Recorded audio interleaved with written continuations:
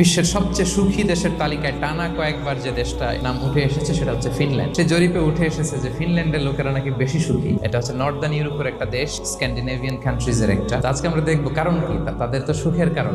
ফিনল্যান্ডে একটা ইউনিভার্সিটি আছে, university of হেলসিঙ্কির একজন রিসার্চার জেনিফার ডি পাওলা, সে দুইটা কারণ উল্লেখ করেছে বেসিকলি। প্রথম যে কারণটি সে আইডেন্টিফাই করেছে সেটা হচ্ছে তাদের হেলদি লাইফস্টাইল। তারা হেলদি লাইফস্টাইলে অভ্যস্ত, প্রকৃতির সাথে তাদের নিবিড় একটা সান্নিধ্য আছে এবং সেই সাথে স্বাস্থ্যসম্মত তাদের কর্মজীবন। হেলদি লাইফস্টাইলের কারণে তারা হ্যাপি। যদিও আমাদের অনেক শিল্পীরা গান গান, আমি কষ্ট পেতে ভালোবাসি তাই তোমার কাছে ছুটে আসি, গানে বলে, কিন্তু সেও জীবনে কষ্ট পেতে চায় না। আমি খুঁজে দেখলাম এখন ফিনল্যান্ডের লোকেরা হেলদি লাইফস্টাইলের কথা বলে, যেটা বিষ্ণু ইসলাম ১৫০০ বছর আগেই আমাদেরকে জানিয়ে গিয়েছে, ঠিক কিনা বলেন?